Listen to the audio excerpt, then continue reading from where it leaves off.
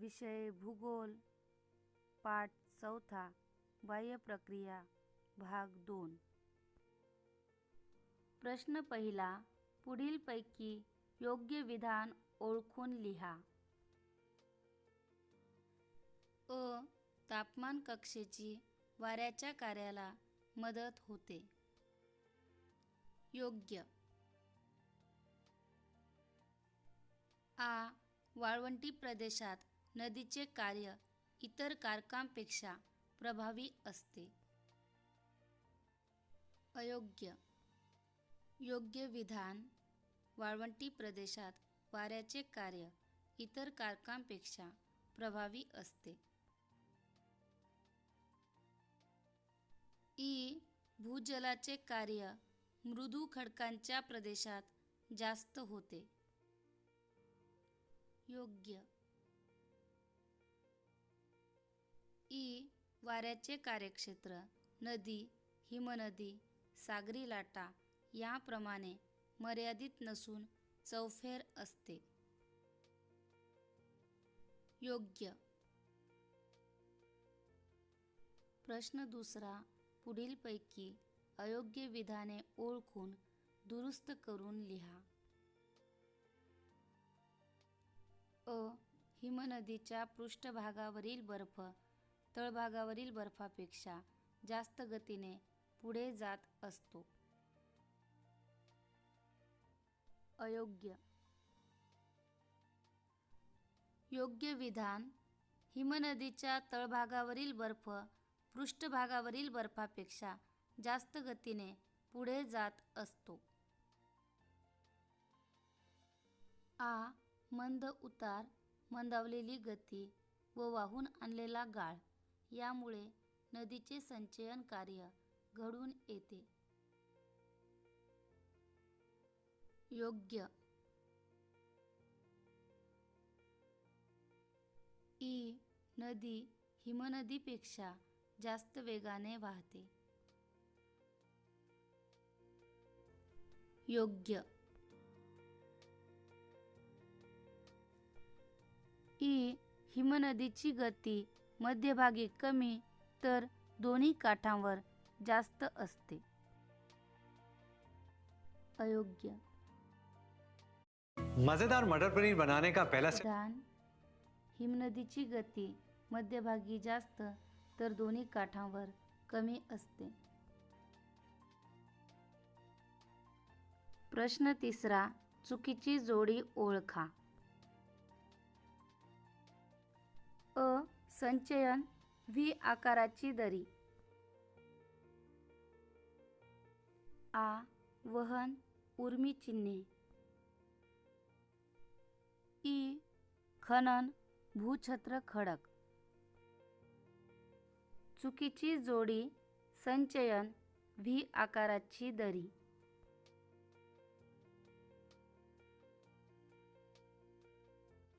प्रश्न चौथा. खालील आकृत्यांमधील भूरूपे कोणती ते लिहा.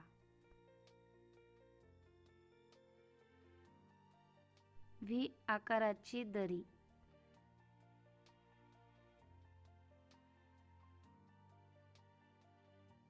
घळई.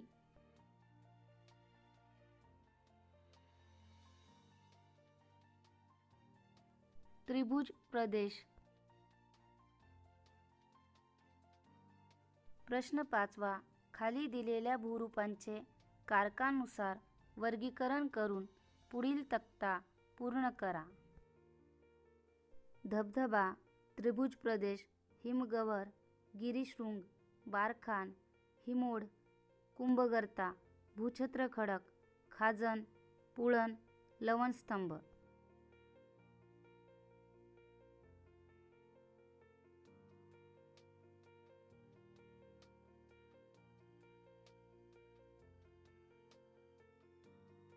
नदी, वारा, हिमनदी, सागरी लाटा, भूजल. नदीमध्ये धबधबा, त्रिभुज प्रदेश, कुंभगर्त. वारा बारखान, भूछत्र खडक. हिमनदी, हिमगवर, गिरीशृंग, हिमोड. सागरी लाटा, खाजन, पुळण. भूजल, विलयविवर, लवणस्तंभ. प्रश्न 6वा. पुढील प्रश्नांची थोडक्यात उत्तरे लिहा. अ. नदीच्या खनन कार्यामुळे निर्माण होणारी भूरूपे कोणती?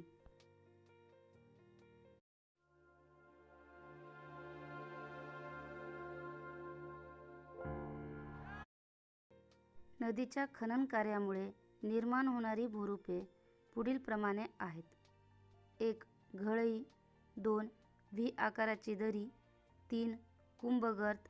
4. धबधबा. आ. लवणस्तंभाची निर्मिती कोणत्या कारकामुळे होते व कोठे होते?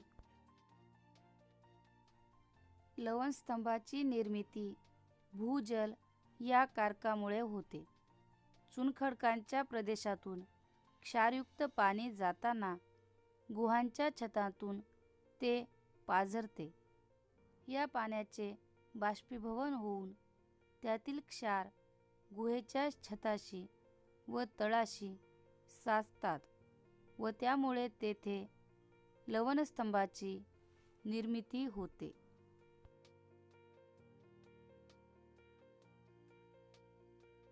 इ. सागरी जलाच्या संचयन कार्यामुळे निर्माण होणारी भूरूपे कोणती?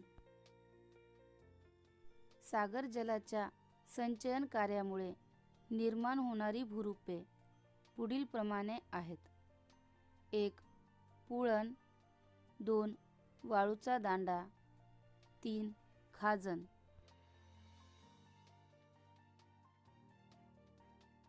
इ. हिमोडाचे प्रकार कोणते? हिमोडाचे प्रकार पुढील प्रमाणे आहेत. 1. भूहिमोड. 2. पार्श्वहिमोड. 3. मध्य हिमोड. 4. अंत्य हिमोड. हिमनदीच्या तळाशी संचयित झालेल्या हिमोडास भूहिमोड म्हणतात. हिमनदीच्या काठाकडील संचयित हिमोडास पार्श्वहिमोड म्हणतात. 2 हिमनद्या एकत्र येऊन त्यांच्या आतील 2 कडांच्या भागातील पार्श्वहिमोडांपासून मुख्य हिमनदीच्या पात्रात तयार होणाऱ्या हिमोडास मध्य हिमोड म्हणतात. हिमनदीच्या अग्रभागी म्हणजे जेथे हिमप्रवाहाचे जलप्रवाहात रूपांतर होते तेथून पुढे जलप्रवाह हिमनदीने आणलेला सर्व हिमोड पुढे वाहून नेऊ शकत नाही. त्यामुळे हिमनदीच्या शेवटच्या भागात हिमोड तयार होतो त्या हिमोडास अंत्य हिमोड असे म्हणतात. तिची रूपे ओळखा. अ. हा तुम्ही वापरत असलेल्या पाण्याचा मूळ स्रोत आहे. कधी मुसळधार तर कधी संततधार पडतो. भारतातील बहुतेक शेती याच्यावरच अवलंबून असते.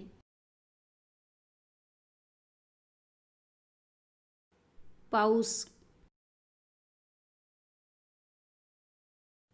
आ. पाण्याचे सूक्ष्मकण वातावरणात तरंगत असल्याचा अनुभव येतो.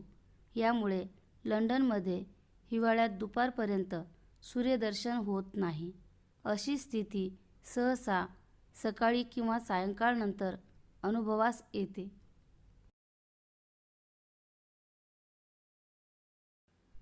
धुके. इ. विषुववृत्तावर अशी वृष्टी कधीही होत नाही. घनस्वरूपात होणाऱ्या या वृष्टीमुळे शेतातील पिकांचे अतोनात नुकसान होते. गारपीट. इ. भूपृष्ठावर शुभ्र कापसासारखे थर साचतात. हिवाळ्यात जम्मू काश्मीरच्या राजधानीचे ठिकाण बदलावे लागते. महाराष्ट्रात अशी वृष्टी होत नाही.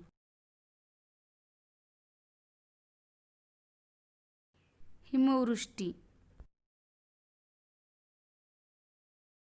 प्रश्न दुसरा. पुढील आकृती पहा व पावसाचा प्रकार अचूक ओळखा. असा पाऊस कोणत्या प्रदेशात पडतो ते लिहा. आरोह पर्जन्य. विषुववृत्तीय प्रदेशात आरोह प्रकारचा पाऊस पडतो. आफ्रिकेतील कांगो नदीचे खोरे व दक्षिण अमेरिकेतील ॲमेझॉन नदीखोऱ्याच्या विषुववृत्तीय भागामध्ये हा पाऊस पडतो.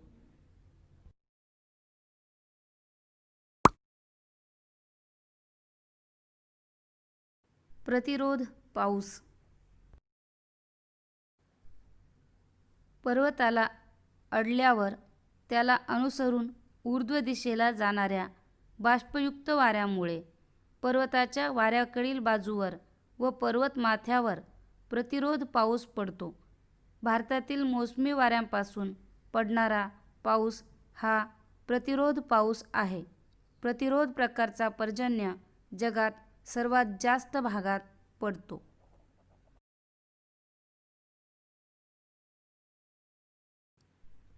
आवर्त पाऊस. आवर्त पाऊस समशीतोष्ण कटिबंधात जास्त प्रमाणात पडतो.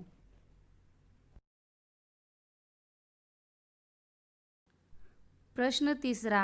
आकृतींचे निरीक्षण करून पुढील प्रश्नांची उत्तरे लिहा.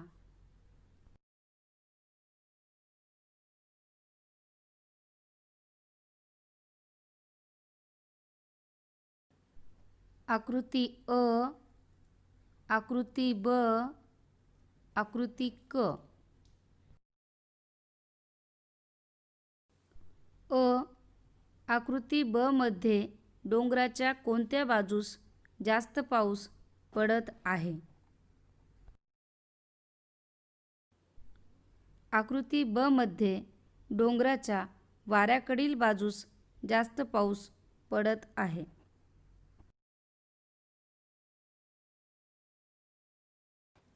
आ.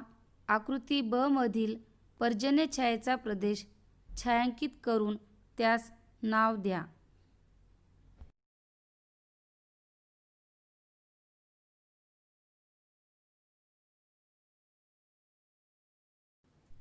ई, अ व क आकृतीतील फरक कोणता?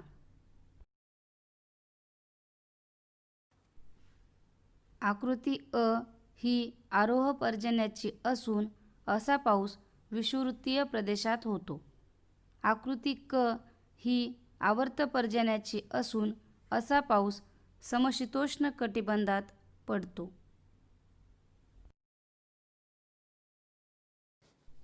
ई. वादळी वारे व पूर ही परिस्थिती कोणकोणत्या पावसाशी संबंधित आहे? वादळी वारे व पूर ही परिस्थिती आवर्त पावसाशी संबंधित आहे. उ. सिंगापूरला यापैकी कोणत्या प्रकारचा पाऊस पडत असावा? सिंगापूर हा देश विषुववृत्तापासून खूपच जवळ आहे. विषुववृत्तीय भागात आरोह प्रकारचा एके दिवशी पाऊस पडतो. त्यामुळे सिंगापूर या देशात आरोह प्रकारचा पाऊस पडत असावा. प्रश्न चौथा. वेगळा घटक ओळखा. अ. प्रतिरोध पाऊस, आम्ल पाऊस, आवर्त पाऊस, अभिसरण पाऊस. वेगळा घटक आम्ल पाऊस. आ. हिमवर्षाव, पाऊस, गारपीट, दवबिंदू. वेगळा घटक दवबिंदू. ई. तापमापक, पर्जन्यमापक, वातदिशादर्शक, मोजपात्र. वेगळा घटक, मोजपात्र.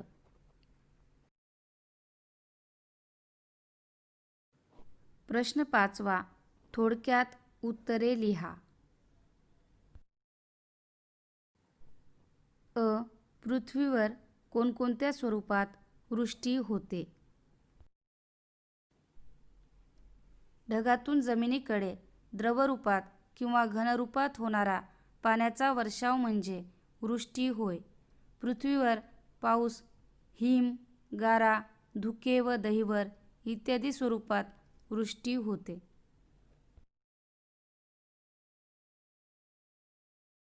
आ. पर्जन्य छायेच्या प्रदेशात पावसाचे प्रमाण कसे असावे? पर्जन्य छायेच्या प्रदेशात वाहणारे वारे कोरडे असते. त्यांची बाष्पधारण क्षमता ही जास्त असते. त्यामुळे या भागात पावसाचे प्रमाण खूपच कमी असते. म्हणूनच हा प्रदेश पर्जन्य छायेचा प्रदेश म्हणून ओळखला जातो.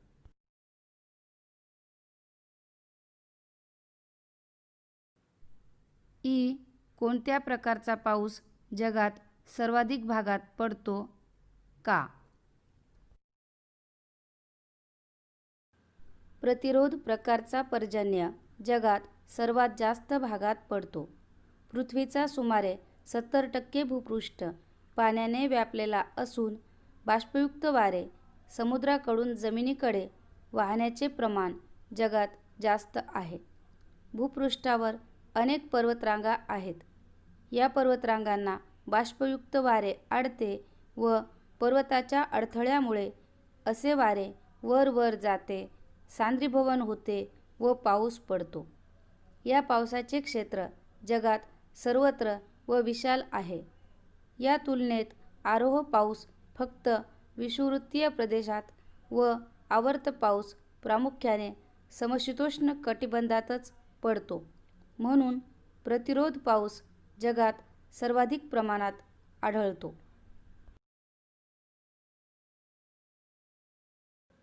ई. भूपृष्ठालगतच्या वातावरणात सांद्रीभवन झाल्यास कोणकोणते जलाविष्कार दिसून येतात? भूपृष्ठालगतच्या वातावरणात सांद्रीभवन झाल्यास धुके, दव व दहिवर हे जलाविष्कार दिसून येतात. उ. पर्जन्यमापन करताना कोणती काळजी घ्यावी? पर्जन्यमापन करताना खालीलप्रमाणे काळजी घ्यावी. 1. पर्जन्यमापक हा 30 सेंटीमीटर उंच चौथऱ्यावर व उघड्यावर ठेवला पाहिजे. 2. पावसाचे पाणी पर्जन्यमापकात जमा करताना त्यात कोणताही अडथळा येता कामा नये. 3. प्रदेशातील पावसाचे प्रमाण जास्त असल्यास पर्जन्याची नोंद दर 3 तासांनी घेणे आवश्यक आहे.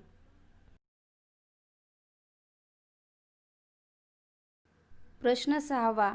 फरक स्पष्ट करा. अ. दव आणि दहिवर.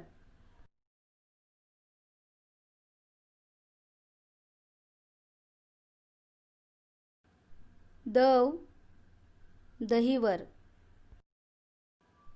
भूपृष्ठानजीक सांद्रीभवन क्रिया घडल्यास दव पाहायला मिळते.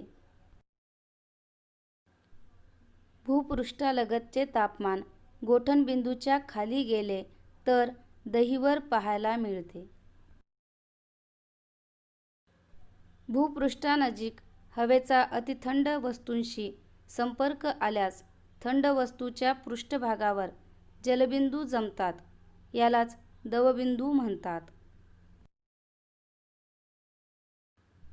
हवेचे तापमान 0°C पेक्षा कमी झाल्यास वस्तूंच्या पृष्ठभागावर चिकटलेले दवबिंदू गोठतात. या गोठलेल्या दवबिंदूंना दहिवर म्हणतात. दव हे प्रामुख्याने सांद्रीभवन क्रियेमुळे तयार होते. दहिवर हे प्रामुख्याने संप्लवन क्रियेमुळे तयार होते. आ. हिम आणि गारा.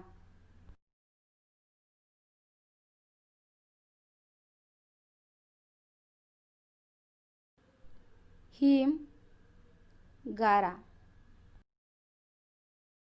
संप्लवन क्रियेमुळे हिम तयार होतात. हवेच्या ऊर्ध्वगामी प्रवाहामुळे बर्फाचे समकेंद्री थर साचून गारा तयार होतात. हिम हे प्रामुख्याने हिवाळ्यात बनतात. गारा या प्रामुख्याने उन्हाळ्यात बनतात. हवेतील बाष्पाचा अतिथंड हवेशी संपर्क झाल्यास हिम तयार होतात. अतिउष्णता आणि जास्त आर्द्रता यामुळे ऊर्ध्वगामी प्रवाहातून गारा तयार होतात. हिमातील हिमकण सुटे असतात. गारेतील जलकणांचे घनीभवन समकेंद्री असते. घनरूपी हिमकणांच्या वृष्टीला हिमवृष्टी म्हणतात. समकेंद्री घनीभवनाने मोठ्या झालेल्या गारा गुरुत्वाकर्षणामुळे वेगाने जमिनीवर पडतात, त्यास गारपीट म्हणतात. हिमवृष्टीतील हिम हे पांढरे, अपारदर्शक व भुसभुशीत असतात. गारा टणक व मोठ्या असतात. व्हिडिओ